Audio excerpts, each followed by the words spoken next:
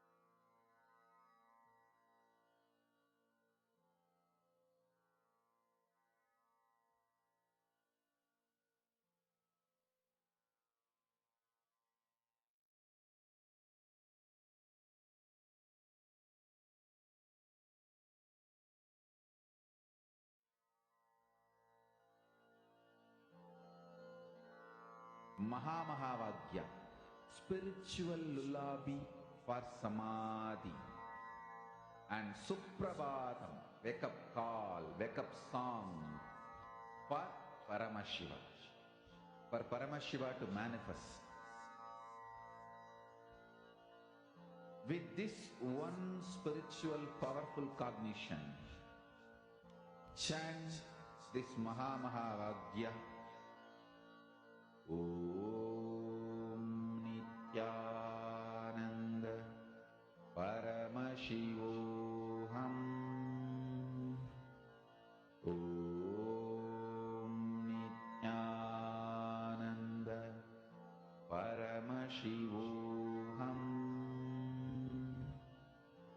Om Nithyananda Paramashivoham.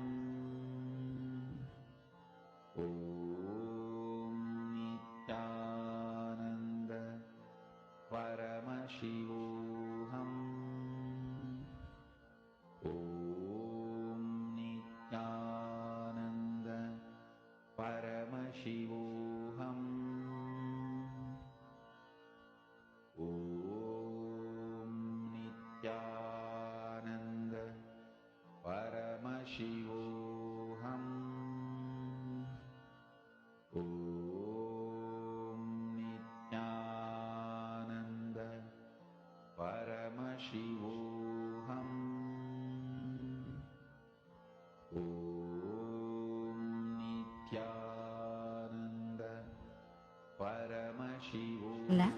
Now, let us enter into the next session where we learn to train our brain to develop the subtle brain grooves. Paramashivoham.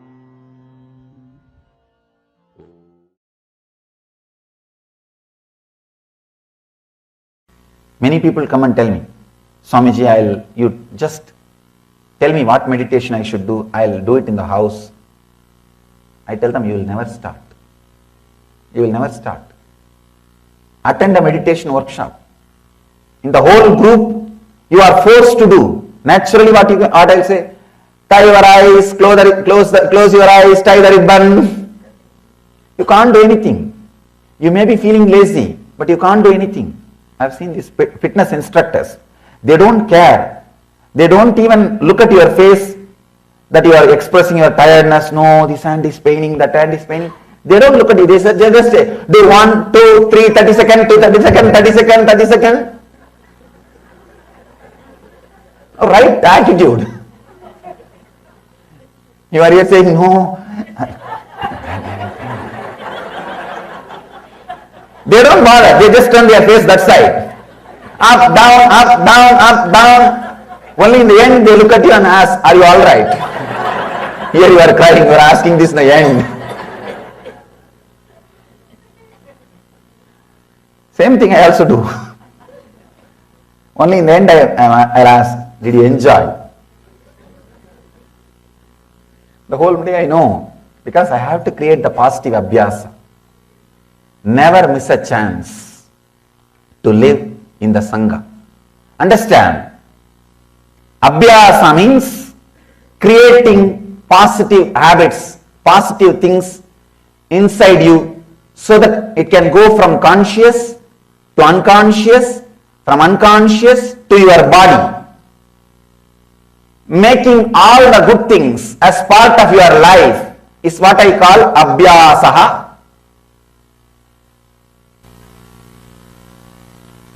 Patanjali very beautifully says, I just wanted to repeat that word.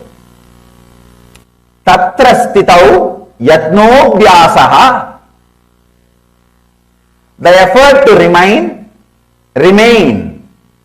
constantly in that elevated state of awareness is abhyasaha. Understand? Many times when you listen all these words, you get completely inspired. I have decided from tomorrow, I am not going to miss Nithyananda. And you buy Nithyananda CD, DVD, ACD, audio CD, book. Sometimes I have seen husband will buy one set and wife will buy one set. Wife will say, no, if you are reading that book, in that page, I don't want to interfere you. I want my own set. on all kinds of things. And everything is ready except you. Except you. In the initial level, you need to go to a spiritual place. I can say this is a positive pub, where you see the body language of the people who drink divine, who drunk the divine, who are enjoying, who are radiating it, who are dancing with it, who are living it. You need to see their body language. You yourself need to be in that space. You need to be encouraged. You need that positive abhyasa. He says, effort to remain constantly in that elevated state of awareness. The big problem is, your body is unconscious. It has learned many habits earlier for so many years. So when you suddenly experience some higher truths, one glimpse, one strong experience, but your brain grooves are not habituated to hold on to that experience or to hold on to that high state of consciousness. The brain grooves are created only in a usual unconscious way. So what happens? You come down. Even I came down.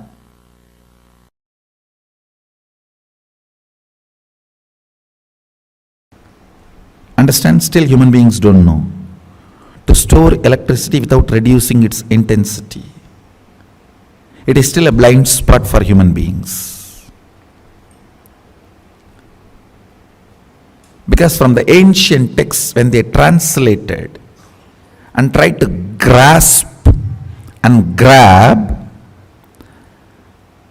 these guys who were trying to grab and grasp, their brain was not that evolved. The brain grooves were not that evolved. Understand? Only a brain grown in vegetarian body. When I say vegetarian body, at least last 3-4 generations the body should have been vegetarian. Understand?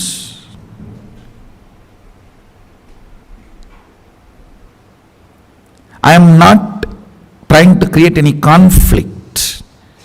As a scientist, I have to tell you the truth. If you are born from a family where hereditary vegetarians, you are the most blessed body. You have the best body for this kind of experiments.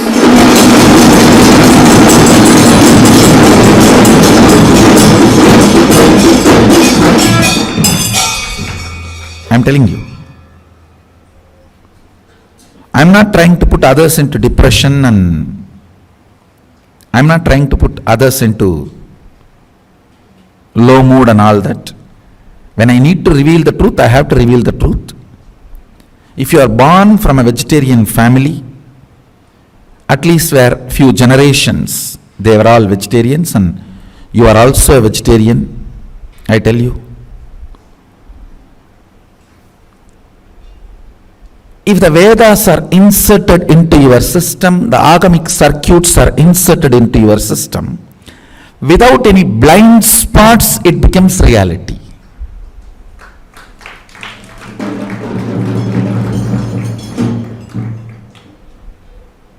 I tell you, all the Hindu gods and goddesses, their forms are nothing but the circuits seen by our rishis when they manifest those powers. The light circuit appears in the brain. For example, the knowledge, the light circuit appears in their brain is Mahasaraswati.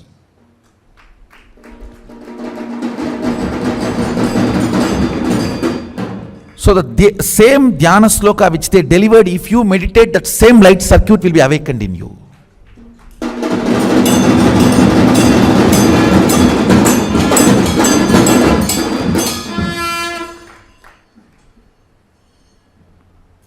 That is why the dhyana should be done with the dhyana sloka, not some shunya. All dhyana should be done with the dhyana sloka.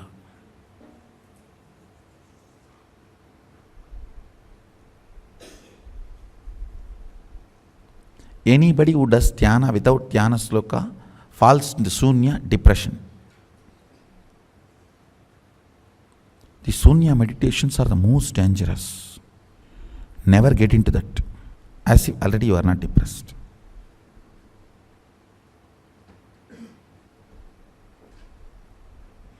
It is like a pig feels too dirty smell and puts the nose into the drainage. Only if you take the face out, head out, the nose can smell the dirty smell. So put the nose into the drainage, no smell is felt, you see. That is what is depressed people putting themselves into shunya meditation. Understand? What I will call an organic brain, when you read a dhyana sloka and understand, just if that form you are able to carve it in your brain without missing a leg or a hand or a neck or a ayuda or any part, you are an organic brain.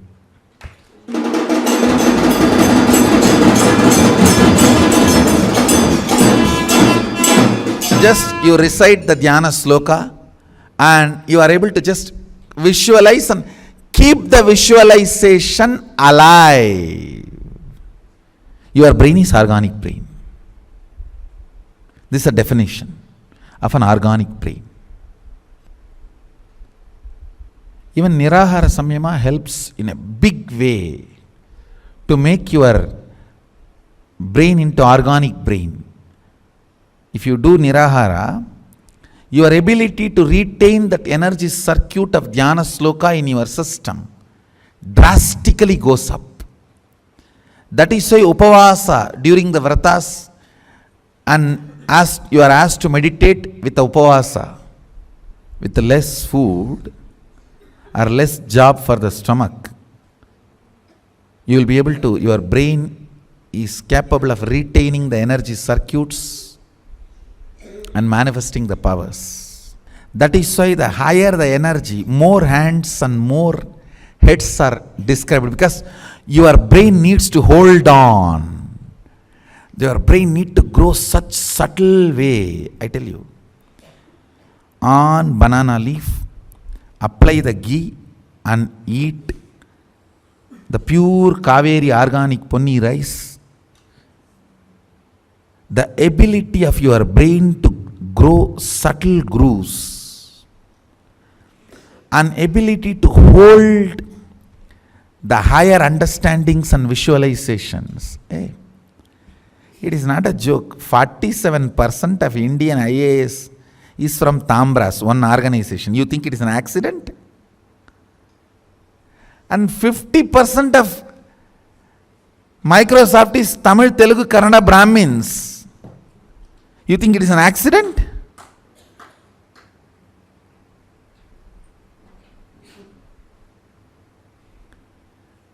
In my days, what was my entertainment? The elders will read Mahabharata and tell the stories. That intensity, my brain can keep it as continuity for however long I want. My brain will not be tired, my body will not be lethargic.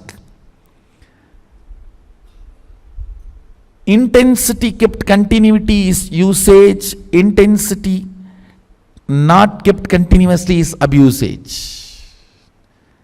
This is the definition in every level. Go and work out this definition in every level.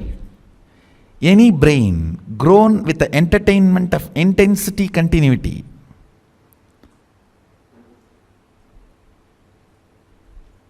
thanks to late invention of television.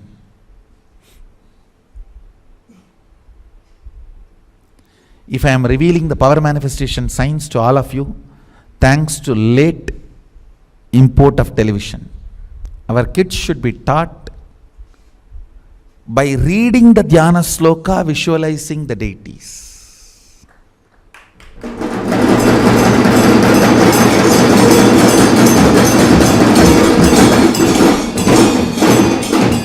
and drawing them or carving them or making them with your own hands.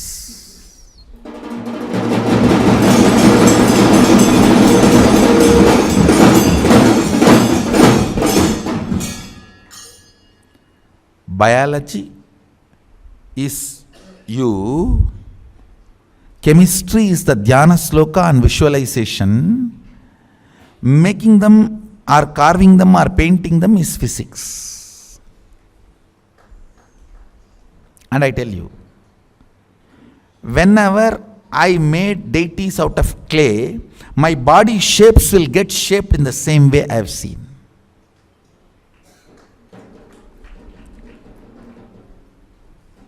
I have seen that happening in my life.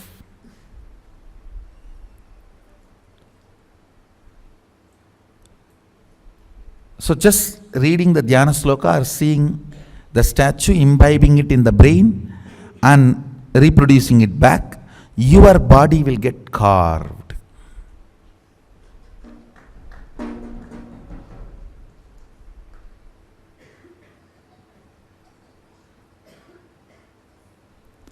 These are all the ways. Basic education is this only. This is what is called primal education, not primary education. Primal education.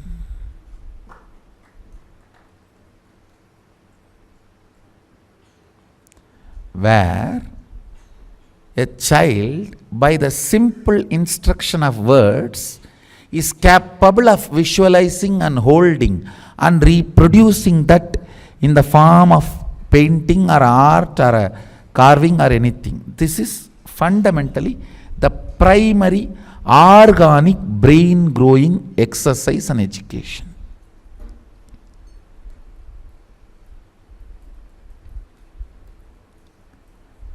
This kind of brain can cut across chemistry, biology, physics, anything, geography, anything.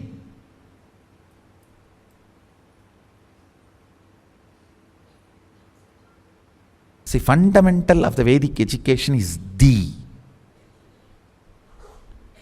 D means capacity to cut across and understand anything in the universe. That is what is given to you as an initiation as Gayatri.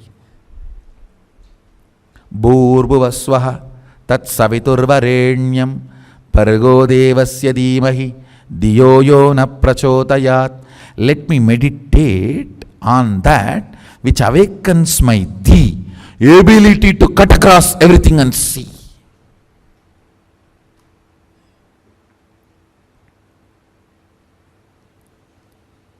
If you are given this Gayatri by the brain which cognizes the intensity and continuity is one and the same, you are blessed.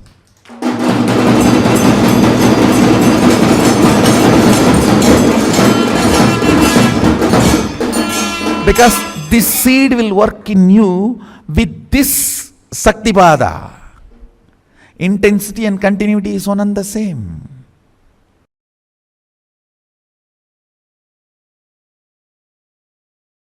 When your body is filled with sexual hormones, especially when your body is getting sexually matured between 14 to 21, if you do the tyaga of sex, between 14 to 21, renounce sex, I tell you, you will build the best body and mind, and the kind of the natural selection process your DNA will go through and the kind of a system you will build, oh God, you will have an amazing capacity to receive information, process and make decision. Something called Di, Meda, Buddhi gets awakened in your system. Brain develops some most subtle grooves which receives information from multiple direction, processes them and reveals the reality and gives you the decisions, I tell you.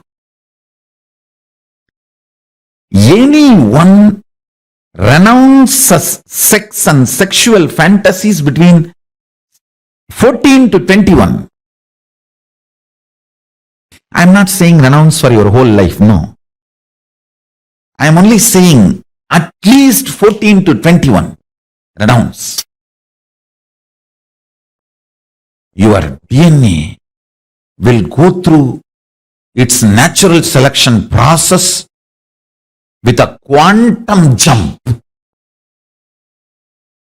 It knows what kind of a jump it need to take, especially the cognition with which you sacrifice sex.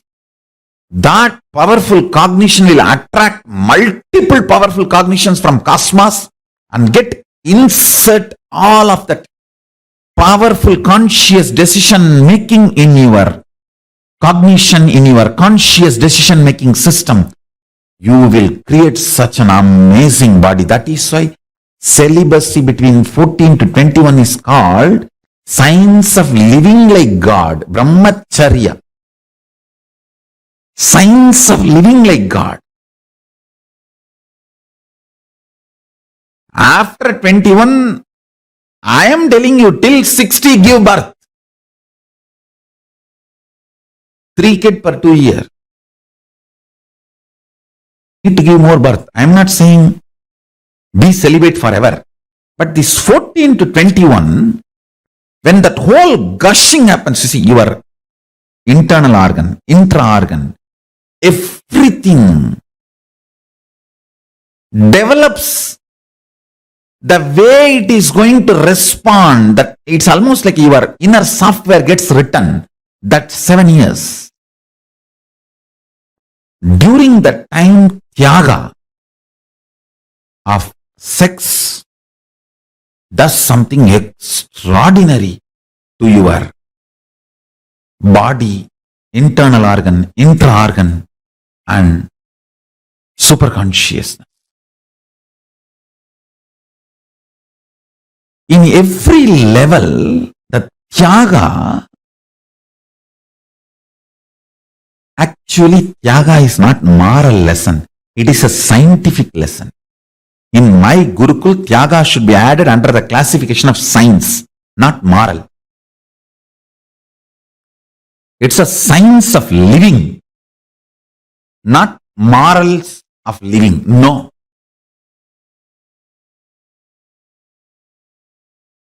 The best body, best mind, you manifest with Tyaga. Understand? Between 7 to 14, body develops. Unfortunately, nowadays, even by 10, boys and girls become physically matured. So when I say 14 to 21, I meant in those days.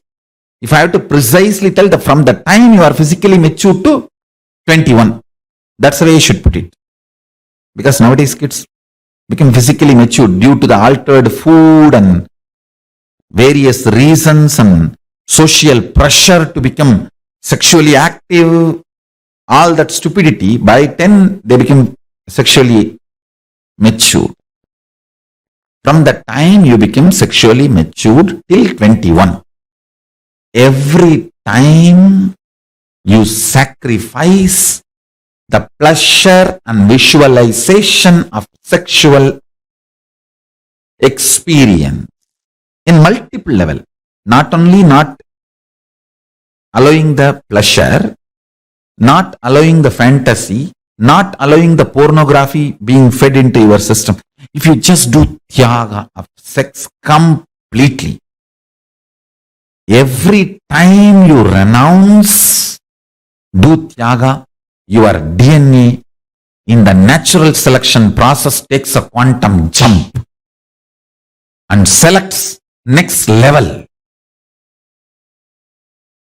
That develops kind of a very powerful ability to cognize the existence, because The sexual hormones are the most powerful hormones. When you are able to do tyaga of the instincts invoked in you by the sexual hormones, you develop certain energy, strength, grooves in your brain and the whole system, which is beyond normal survival, multiplication, instinct based existence. See, unfortunately, this survival and reproduction, this instinct based existence is an animalistic existence. It is the tyaga you do at that time makes you divine. After 21, give birth 2 kids per year or 3.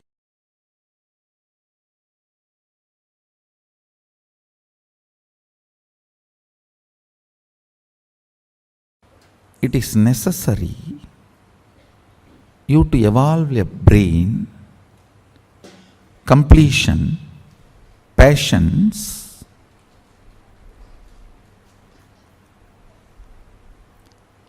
when I use the word patience, you can read it as will persistence, where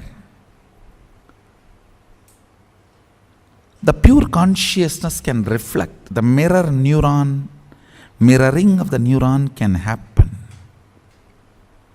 It is necessary. One of the most powerful methodology to develop the subtle grooves in the brain and clean up all the toxic and parasite effects on your brain, try to do some visualization related activity like doing alankara to deities, carving deities, doing deities in clay or painting deities. Do something where you need to hold certain visualization in your head and your hand needs to express it. Hand or leg, anything is okay, because even in 64 arts, the painting through the leg is one of the art. Just by dancing, making the paintings, rangoli through the leg, anything. See, visualization should be held in your brain and your actions should express that. If you talk to my mother, she will tell that at least 300 to 400 clay deities I have made with my own hand. My mother used to scream. Now she is very happy I have done all that. In those days, she and my grandmother both will scream because I will not eat. Once I sit to do that, sometimes for 1 week I will not eat. She will be sitting with food, begging, come and eat, come and eat, come and eat. I will be just lost. And those days, you get only 2 big publications, Ramakrishna Mission and Ramakrishna Tapovanam. Ramakrishna Math has published Chandi, Devi Mahatmyam, the book name is. There all the Dhyana slokams of Devi will be there. I was actually a fanatic Shakta. You guys cannot believe. All the Devi I have, I carved it.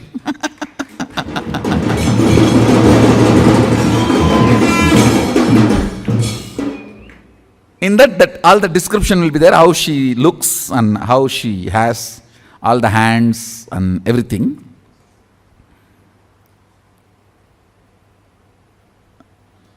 I'll get Ramakrishna Mission books. In that only the Dhyana Sloka and the Tamil meaning will be there. And after making, I'll get Gita Press books. Gita Press Chandi will have the diagram also. I will not see the diagram before making. I'll read and make the deity, and then with the Gita Press book, I'll verify whether what I made is right or wrong.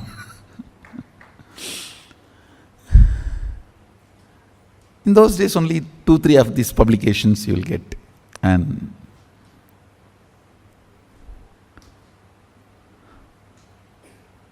All this really helps a lot to understand and grasp the higher truths. So I'll try to explain about these circuits. Like Sri Chakra, Sri Mandala, there are many mandala structures which are, just by staring at them, your DNA structure will get aligned to that. And certain power manifestation will start happening in you. I tell you, 21 minutes, if you just stare at Sri Mandala every day, your third eye will start functioning. Because that Sri Mandala itself is so beautiful, it directly represents the cosmic DNA. The cosmic DNA is in the Sri Mandala, Sri Yantra, Sri Chakra, with the 43 triangle and 2-layer lotus and 3-layer avarana. It's called Navavarana Mandala. Actually, it's a line diagram of cosmic DNA. So if you stare at that through your third eye, your DNA will get aligned to the cosmic DNA. And you start manifesting powers. Like this, there are multiple various mandalas which can do the mirroring of the neuron in your brain and make you realize and manifest powers.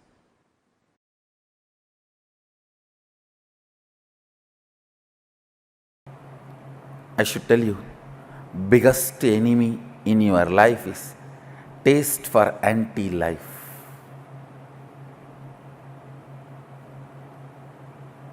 Break every time you go through anti-life taste. Every time when your mind is trying to tell you, this is the way I am, what can I do? How can anything move? What can anything happen? No! You are not yet end. That's the good news. You are only a seed. As long as you consider you are only a seed, you need to manifest you are Sadashiva. Because, understand, Sadashiva constantly considers himself as the seed which need to manifest, yet to manifest, yet to manifest. Even after manifesting this whole Jagat.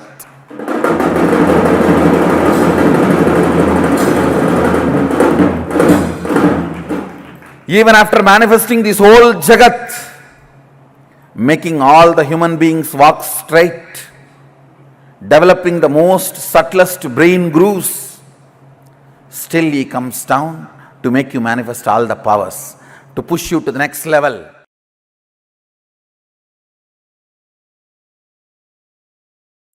Align your responsibility and align your enriching. Recognizing makes you manifest the state of Sadashiva. Understand? State does not need to be achieved, you have it. If Sadashiva is 100 unit integrity, you have 100 unit integrity. He is integrated to Turyadita, you are integrated to Sushupti, that's all. But the integrity unit is same. Recognizing the integrity to Turyadita builds an extraordinary, beautiful brain grooves. Is equivalent to recognizing $1 billion is more worthy than the bag full of pennies. That recognition is what I call recognizing.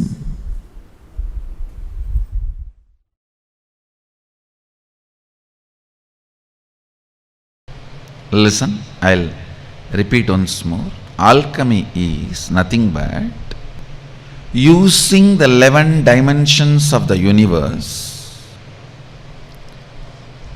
tuning the 25 states of consciousness and achieving, radiating the 5 aspects of Sadashiva.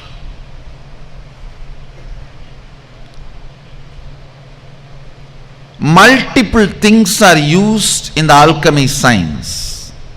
It starts from preparing the ground on which the meditation, alchemy process is going to happen. From there it starts. A solidified mercury. Mercury solidified without chemistry, chemical being added, just by the energy, means an enlightened incarnation, his body is capable of dismantling any molecule and assembling it as any other molecule in any place and space and time he wants. Understand?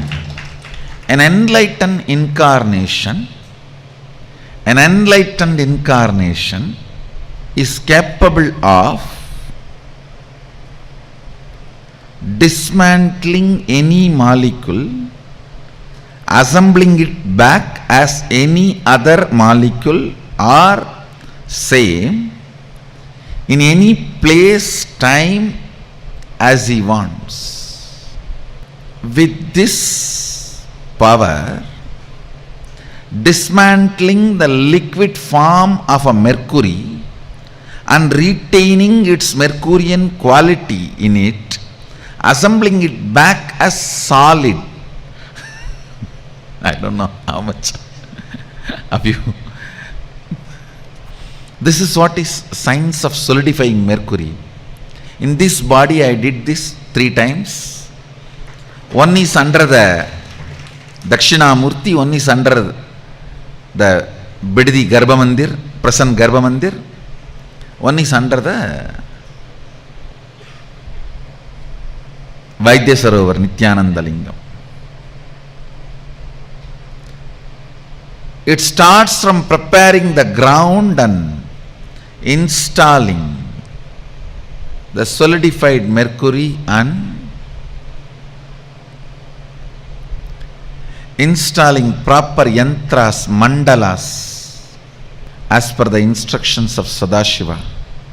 Even the breathing space where the people who go through the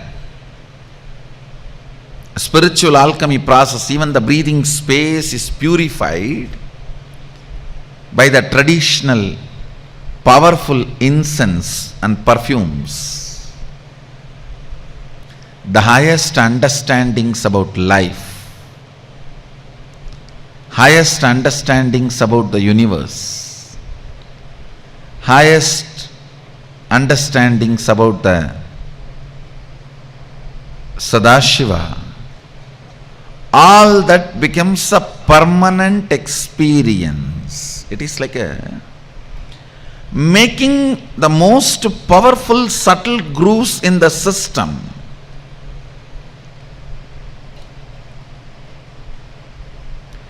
Making the most powerful subtle grooves in the system, which can retain the subtlest but most powerful experiences of Sadashiva and goes on radiating it.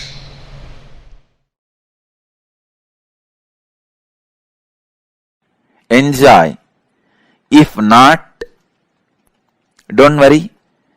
Next 1 week, every night before going to sleep, take 1 spoon of Haritaki powder that has a capacity to make your brain grow subtle grooves which will make you understand these great truths. It is called ojas. See, the subtle grooves in the brain is called ojas, which needs high level of oxygen in your body,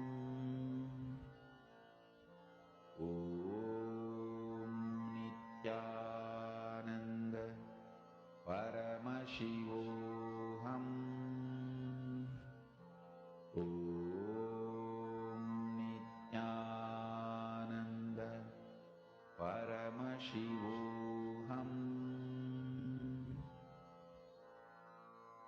Mahamahavagya, spiritual lullaby for Samadhi. And Suprabhatam, wake up call, wake up song for Paramashiva. This Mahamahavagya is spiritual lullaby for you to fall into Samadhi. Suprabhatam, wake up song for Paramashiva to wake up in you. Just remember this one powerful cognition. This Mahamahavagya puts me in Samadhi. This is spiritual lullaby for Samadhi. And Suprabhatam, wake up song for Paramashiva in me. For Paramashiva to manifest. With this one spiritual powerful cognition, chant this Mahamahavagya.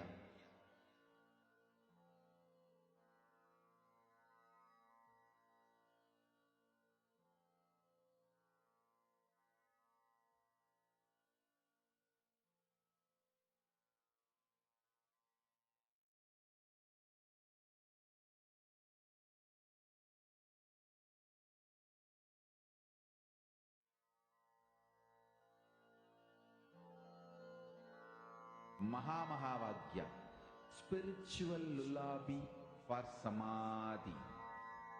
And Suprabhatam, wake up call, wake up song for Paramashiva. For Paramashiva to manifest. With this one spiritual powerful cognition, chant this Mahamahavagya. Om Nithyananda Paramashivoham. Om Nithyananda Paramashivoham. Om Nithyananda Paramashivoham. Om Nithyananda Paramashivoham. Om Nithyananda Paramashivoham. Om Nithyananda Paramashivoham. Om Nithyananda Paramashivoham. Om Nithyananda Paramashivoham. Om Nithyananda Paramashivoham. Om Nithyananda Paramashivoham. Om Nithyananda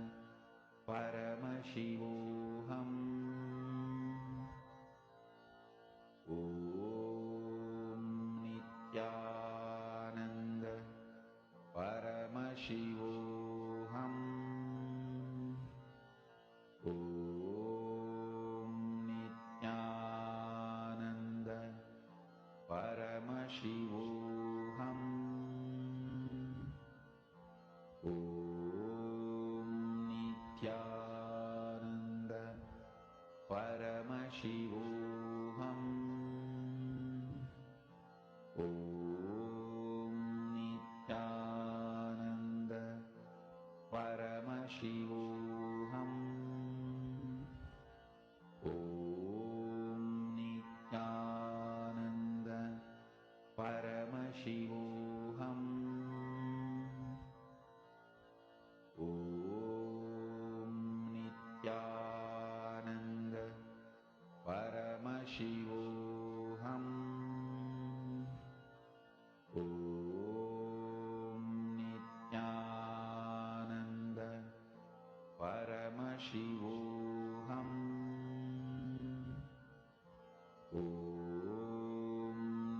Nithyananda Paramashivoham.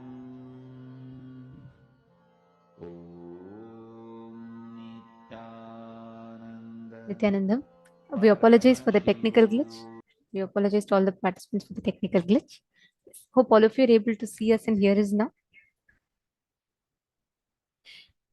Now, all of us listen to about how we can train our brain to be able to reflect the cosmos. In this session, Swamiji revealed about a unique process called the Aham Spurana process, where just by visualizing the 25 heads of Mahasadashiva, where just by understanding how the 5 phases, Srishti, Sthiti, Samhara, Throbhava, and Anugraha, the 5 cosmic actions, each of them go through the 5 phases. By cognizing this truth and visualizing the 25 heads of Mahasadashiva, Swamiji beautifully revealed how our brain grooves, the subtle brain grooves in us gets awakened. This is the exact initiation. This is the exact process that all of us are going to be taken through today.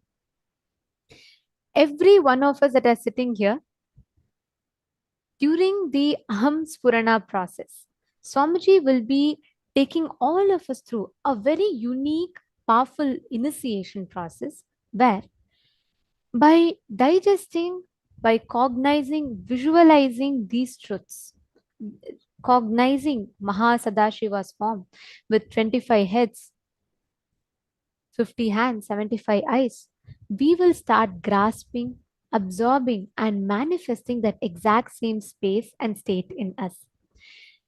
It is time for all of us to prepare for the darshan.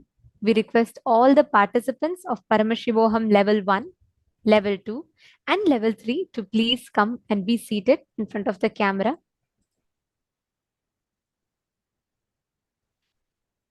Today's darshan is going to be that of Mahasadashiva Murti, the form of Paramashiva, where he manifests with 25 heads, 50 hands, and 75 eyes, having Devi Paramashiva Shakti seated on his lap. Today, all the participants of Paramashivoham level 1 will be receiving the initiation into authenticity, the Mano Shakti Diksha, where they experience the authenticity awakening in them. To all the Paramashivoham level 2 participants, all of the Paramashivoham level 2 participants are going to be blessed with the initiation into completion. So, Purnatva and completion with others. And to be able to live and practice the Nididhyasana, being able to live and experience the principles that Swamiji is revealing. And to all the Paramashivoham level 3 participants that are here with us, all the Paramashivoham level 3 participants are going to be having a very unique, powerful process where just by visualizing the cosmic form of Mahasadashiva Murti, Swamiji is going to be awakening the subtle brain grooves in us, rewiring our brain to be able to reflect the cosmos. This is a very special process called the Aham Spurana process. Swamiji beautifully reveals how this process literally kindles our the subtle brain grooves in us to be able to grasp, cognize the higher dimensions of the cosmos. And today, all the participants of Paramashivoham level 3 are also going to be initiated into synesthesia and the advanced levels of consciousness over matter powers. Today, Swamiji was revealing to all of us. We all listened to an exclusive session from one of the previous programs of Paramashivoham, where Swamiji revealed to us about synesthesia, being able to simultaneously process, cognize, and take the inputs from all the 5 senses at the same time. Now, let us all get ready for the darshan. We will now be chanting the Dhyana Shloka of Mahasadashiva Murti. I request all the participants to sit with your head, neck and spine in a straight line. The Dhyana Shloka is a sacred chant that describes the form of Mahasadashiva Murti. as it is in the Agamas, as revealed by Paramashiva himself in the Agamas.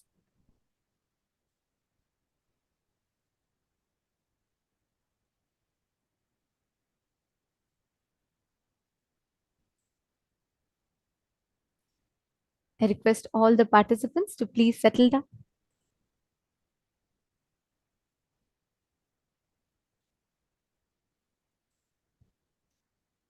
This is the Mahasadashiva Murti Dhyana Shloka.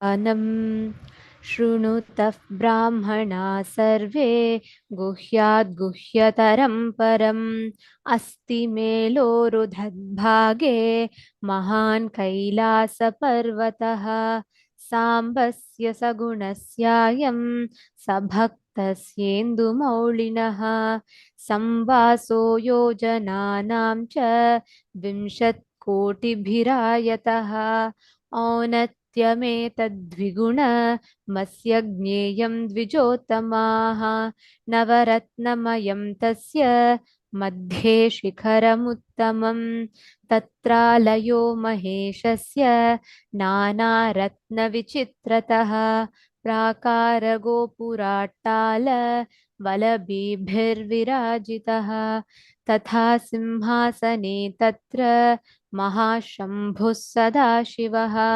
प्रफुल्लकमुलोल्लास पञ्चविंशन्मुखोज्ज्वलः धृतनानायुधद्भेदास् पञ्चाशत्करमण्डितः फुल्लरक्ताम्बुजाक्ताद श्रीबाह्वं प्रियगुलोज्ज्वलः विचित्ररत्नखचित भूषणैरपि भूषितः अनेककोटिसूर्याभ परमानन्दविग्रहः अप्राकृततनुः श्रीमान् लक्ष्यलक्षणवर्जितः यतो वाचो निवर्तन्ते अप्राप्य मनसा सह गङ्गाश्रयजटाजूटश्चन्द्रशेखा विभूषितः भस्मोद्धूलितसर्वाङ्गो व्यालयज्ञोपवीतवान् कपालमालाधारी च व्याघ्रचर्माम्बरावृतः प्रतिवक्त्रं त्रिनयनो भक्तसर्वार्थसिद्धिदः प्रासर्य दक्षिणं पादं कुञ्चयित्वेतरं पदम् अभयं चक्रशूले च टङ्कबाणौ गदाम्बुजे खड्गतोमरशक्तिश्च परशुप्रासपन्नगान् हलाकुशाक्षमालाश्च छूरिकाध्वजदण्डकौ वज्रकुन्तांस्थितं दंष्ट्राश्च चक्रं च भिण्डिवालकं पञ्चविंशतिबाहाभिर्दधानो दक्षिणे शुभैः वरचापौ मृगं शङ्खं खेटपाशापरश्वधान् मुद्गरं डमरुं घण्टां रुद्रवीणां च पुस्तकं कपालमुण्डखट्वाङ्गं भुशुण्डी परिघानपि फलकं फट्टसंवेत्रं कमण्डलूहुताशनौ कर्तरीमुसलं फिञ्छं बिभ्रद्वामौस्तथा करैः महान् सदाशिवस्योऽयं राजते तत्र पर्वते.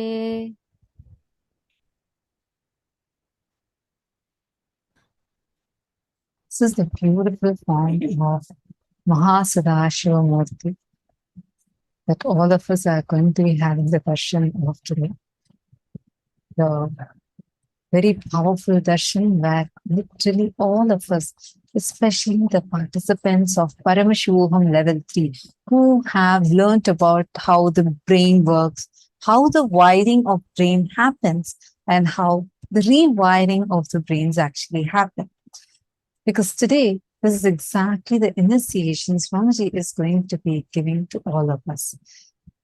All the Paramashivoham level 3 participants, we are going to be experiencing the most powerful initiation for the brain, where we are going to be having the brain's neural pathways literally rewired. Today we were learning about this, how our neural connections in the brain is, and how our brain actually functions, and how the times where our brain is almost in an autopilot mode, how that actually happens, and how and why that actually happens, how we can rewire it. So we had learned about it elaborately. And actually, It's also very beautifully revealed today how many patterns that we form unconsciously, deeply engraved patterns in us, like your early morning addictions to coffee or certain reactions that's almost in autopilot mode in you. When you hear a certain trigger from outside, it's a default set of reactions that happens every single time in us. And many a times we repent after that unconscious actions happens through us. This one process that Swamiji is going to be conducting today exclusively for the Paramashivoham level 3 participants, this particular process will completely rewire your brain, which means many of these deeply ingrained patterns in us, or the blockages that we have in manifesting powers, just through this one process. Like Swamiji said, it is like at the same time all the cells in your brain will be awakened, completely awakened, alive, and processing the information. And this is what Swamiji had revealed is the process in which synesthesia happens, where simultaneously, spontaneously, synergetically, synesthetically, our brain cognizes, receives the input from the external sources.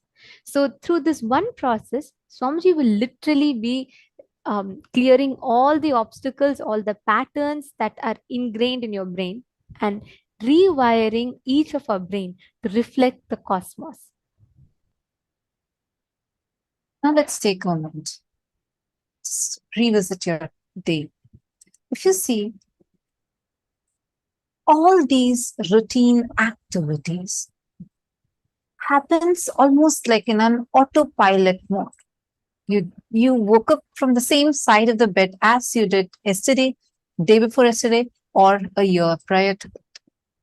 You brushed in the exact same manner as you did yesterday, day before, or even a year prior to that.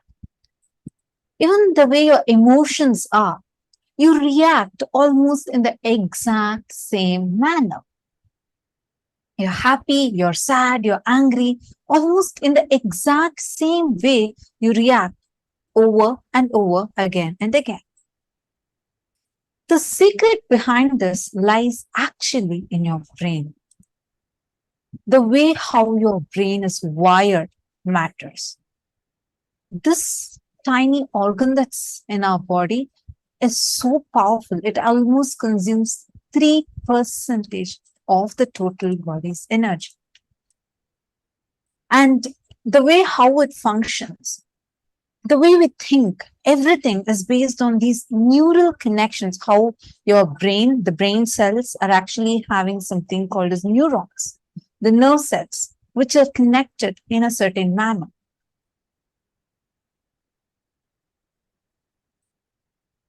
And we are going to be